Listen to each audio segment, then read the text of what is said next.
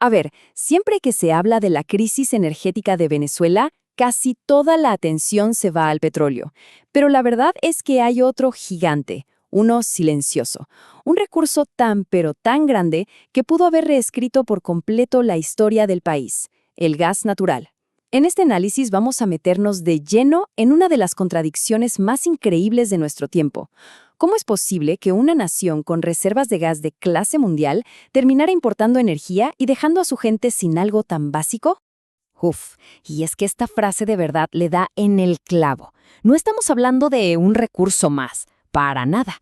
Era la pieza clave la que pudo estabilizar todo el sistema eléctrico, impulsar la industria y hasta servir de puente a un futuro energético más limpio. Una oportunidad monumental que, como vamos a ver, simplemente se esfumó. Miren, acá está la paradoja, así, clarita. Por un lado, un potencial que es asombroso. Venezuela está sentada sobre una de las 10 reservas de gas más grandes del planeta. Pero por otro lado, la realidad del día a día es todo lo contrario. Escasez, tener que importar gas y una infraestructura que está en ruinas. ¿Cómo se llegó a este punto?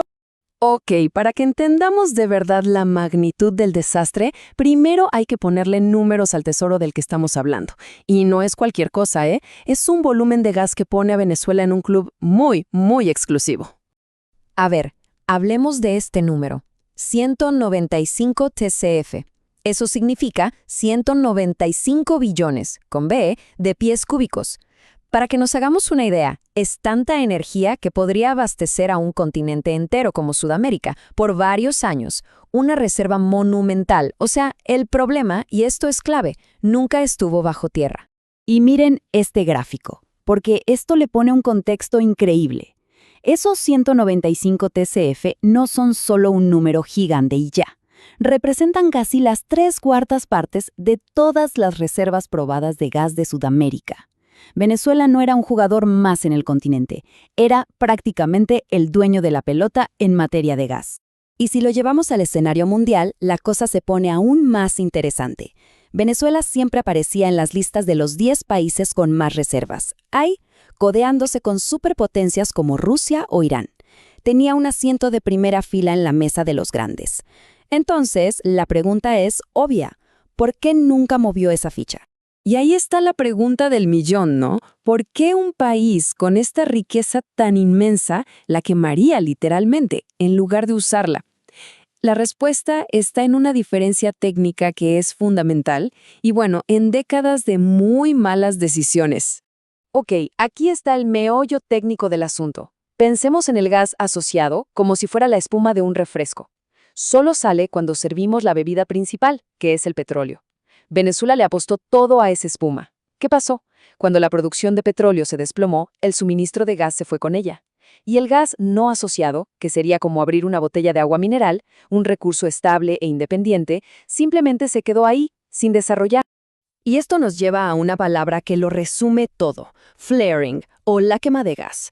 Cuando no hay infraestructura para recoger y procesar ese gas que sale con el petróleo, la única opción es quemarlo al aire libre. Es la imagen perfecta del desperdicio. Es quemar dinero, quemar energía y de paso lanzar cantidades enormes de CO2 a la atmósfera. Y esto es importantísimo porque quemar gas a esta escala no es una decisión técnica que se toma en un campo petrolero. Es la señal más clara, la fiebre, el síntoma visible de que todo el sistema de planificación, de inversión y de infraestructura energética está completamente roto. Claro, esta falta de gas no fue un problema que se quedó ahí, aislado. Al contrario, creó un efecto dominó que fue golpeando a casi todos los sectores del país, desde la luz que llega a las casas hasta la comida que se prepara en ellas.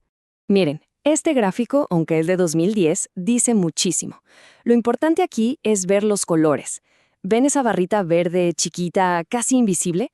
Bueno, esa es la electricidad generada con gas. Ahora, compárenla con las demás. A pesar de tener reservas gigantescas, el gas era un actor de reparto en la generación eléctrica, un papel que debería haber sido protagónico para darle estabilidad al sistema. Y ahí vemos la gran oportunidad perdida. En vez de estabilizar la red eléctrica, la falta de gas la hizo todavía más frágil. Las plantas que estaban diseñadas para usar gas tuvieron que empezar a quemar combustibles mucho más caros y contaminantes, o simplemente se apagaron, contribuyendo a los apagones masivos que ha sufrido el país. Pero bueno, salgamos de los grandes sistemas y vayamos a lo más básico, la cocina. Como no hay una red de tuberías de gas para las casas, casi el 80% de los hogares dependen de esto, de las bombonas, de los cilindros de gas. Esto significa que la crisis no es algo abstracto, afecta directamente la capacidad de la gente para cocinar todos los días. Y esta frase le pone cara y nombre a ese 80%. Es la realidad de tener que esperar semanas, a veces hasta meses, para conseguir un cilindro de gas y poder cocinar. Esto nos muestra la ruptura total que hay entre el potencial geológico del país y la durísima realidad de su gente. Ok, ¿y cómo se llegó a este desastre? Porque no fue de la noche a la mañana, ni fue un solo error. Fue el resultado de un colapso sistémico, de una serie de fallas que fueron desmantelando, pieza por pieza, una de las industrias más prometedoras del país. Bueno, los análisis apuntan a una especie de tormenta perfecta en 5 pasos. Primero, se fue la gente que sabía. Se perdió a los ingenieros y técnicos. Después, la politización de la petrolera estatal, donde la lealtad política pasó a ser más importante que saber del tema. Eso, obviamente, llevó a lo tercero, una falta crónica de inversión. Nadie puso dinero para mantener o mejorar nada. Cuarto, no había un plan, una brújula que dijera qué hacer con el gas. Y por último, todo el sector energético se usó como una herramienta de control político, no como un motor para el país. No fue mala suerte, fue un desmantelamiento sistemático. Y para terminar de complicar las cosas, todo este fracaso ocurre en un momento clave a nivel mundial. Venezuela no solo perdió una oportunidad de oro económica, perdió su lugar en la transición energética global. Miren, esta idea del puente es quizás la mejor forma de entender la magnitud del error. En todo el mundo, el gas natural se vio como un combustible puente, o sea, una forma de bajar emisiones mientras se desarrollaban las energías renovables. Venezuela tenía el puente más sólido del mundo para cruzar, y en lugar de usarlo, decidió saltar al vacío. Y este cuadro final es el resumen de toda esta historia.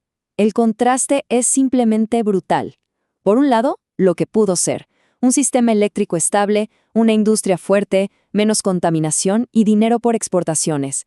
Y por el otro, lo que fue, apagones constantes, industria paralizada, contaminación por la quema de gas y la increíble situación de un gigante energético teniendo que importar combustibles.